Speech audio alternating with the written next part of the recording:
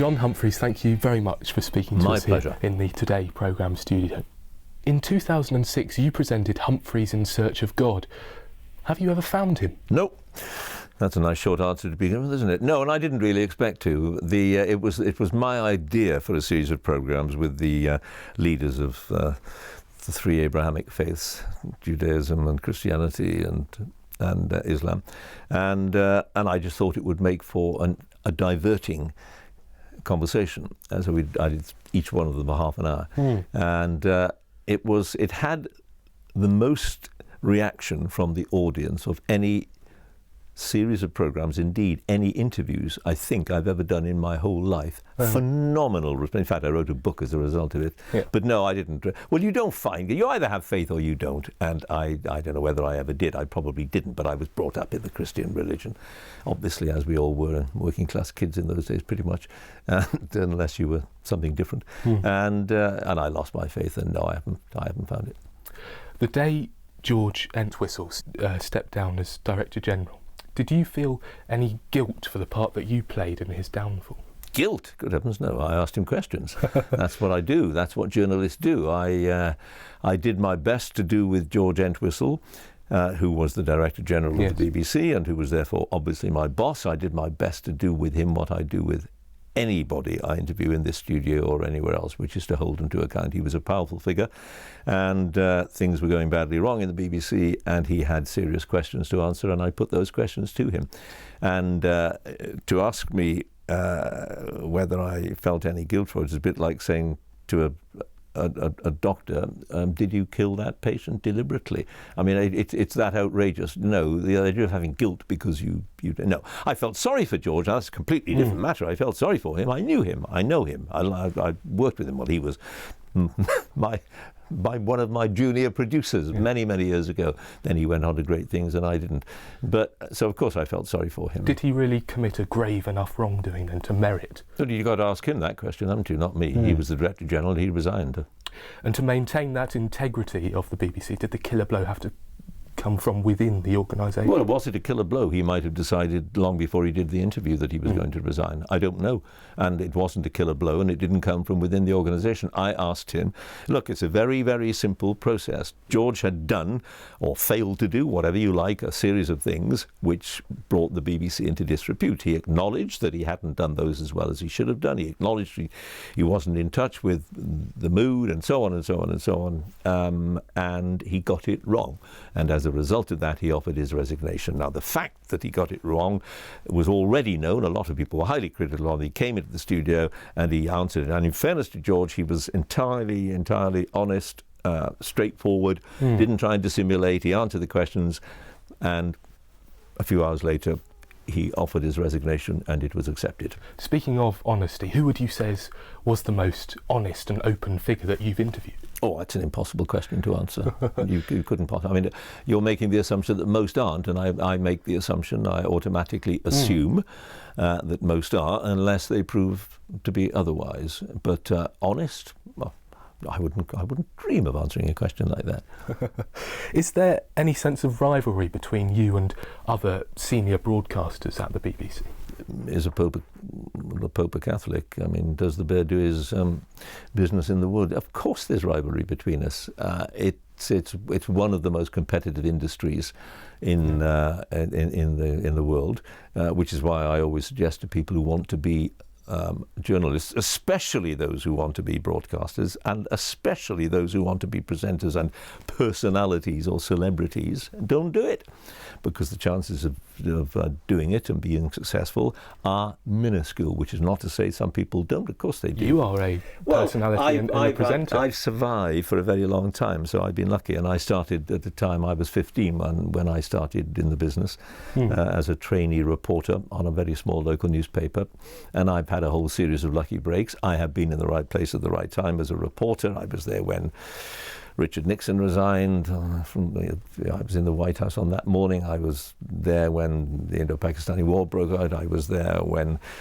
and so on. I could go on and on. I happen to have been in the right place at the right time, and that builds your reputation. Doesn't matter how good you are if you're not, as a journalist, as a reporter, if you're not in the right place at the right time. And then subsequently, if you don't get offered the right opportunities. I was offered the chance to read the 9 o'clock news, which isn't a proper job anyway, but I did it for a while, and it gives you a bit of profile, I suppose. Then I was offered this programme, and I said, yes, please, I really, really want it. This is what I've always wanted to do. Has it lived up to expectations?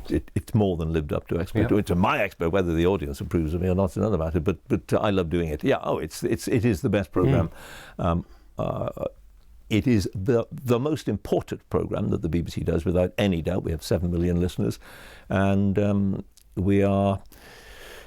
If there was such a thing in audio terms, we are the journal of record, as it were. We do the 3 things that Lord Reith set out all those years ago. Was it 1922 the BBC started, and he said what the BBC had to do was to inform, to educate and to entertain, and we do that on this programme, I believe, sometimes better than others. Sometimes we do it well, sometimes we don't, sometimes we fail, sometimes we succeed. But we have got in front of us those 3 aims, the ambitions. First, to inform, which is by far and away the most important thing. If the listeners, if the public is not citizens of this country, are not well informed, they cannot exercise their democratic rights, and democracy is what it's all about.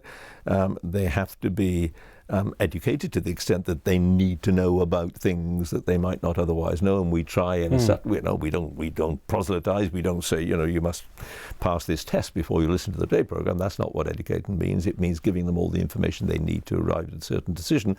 And if you do not entertain them, which is the 3rd leg of the stool, if you don't entertain them, then they won't continue to listen to you. So you have to entertain as well. What about influencing public opinion? Do you do that? Does this programme do that? Of course it does. There's no organ of information what doesn't?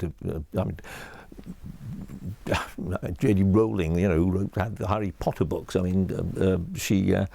She influences public opinion. Everybody influences you. If you go out in the street and shout something, that will influence the opinion of the people walking past you. But influence, it's a slightly loaded word. People listen to an interview that I do, for instance, this morning with the boss of the biggest energy company in Britain. Yeah. They will take a view from that. One person's view will be different from another person's view. So there's a difference between informing opinion, in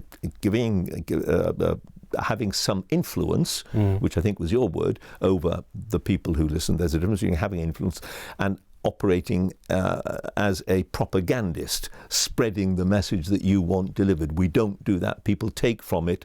What we do hope to do is to ask the questions that they want asked, and then people take from the answers what it is they see or hear. And what they take is entirely up to them. So it can do that whilst also maintaining that primary principle of neutrality. If we do not maintain the principle of neutrality, we are propagandists, and that's what we cannot be. Yes. When we spoke with Sky News' Adam Bolton, he said that his organisation was, by its very nature, more willing to question publicly funded institutions like the NHS than the BBC perhaps would be. Rubbish. That's not a fair comment. Of course it's not a fair comment. That's Adam, whom I admire enormously and love dearly. It's Adam making mischief. Of course, he would say that, wouldn't he, because he works for Sky, and we are mortal enemies. We are infinitely more successful than Sky, obviously, and we have far... How so? We have... Well, do you want to look at the audience figures for a start? You ask me what the audience for Adam's programmes on Sky are, and then ask me what the figures on this programme are. For instance, we have 7 million. They would kill their grannies to get 700,000, let alone 7 million. And do you enjoy what you do? I love it. I wouldn't still be doing it if I'm 70. I was 70 last birthday, and I would have retired long since if I didn't enjoy it, but I do. I love it. And no plans to change anything just yet in terms of career plans? My life changes every day, and anybody who doesn't is a deeply boring person. But to stop doing this, I'll stop doing it when they tell me to, or when I decide that I'm no longer enjoying it, and when my curiosity diminishes. The single thing that you've got to have in my trade is curiosity, and if you don't have that, and if you feel that actually, I know it all now, there's no point in doubt, that's the time to pack it in, or you lose interest in what makes the world tick. That's when you pack it in. And finally, I wanted to steal one of your questions that you asked Jeremy Paxman in what was quite a prickly interview, I think, on the anniversary of the University Challenge programme. You asked him, what question would you like me to ask? Oh, because Jeremy had been being mischievous, as is his wont. What question would I like you to ask? Absolutely none at all. You're the interviewer. You decide. Well, he didn't give you that answer, but John Humphrys, thank you very much. I really appreciate your time. You're very welcome. Thank you so much. All the best.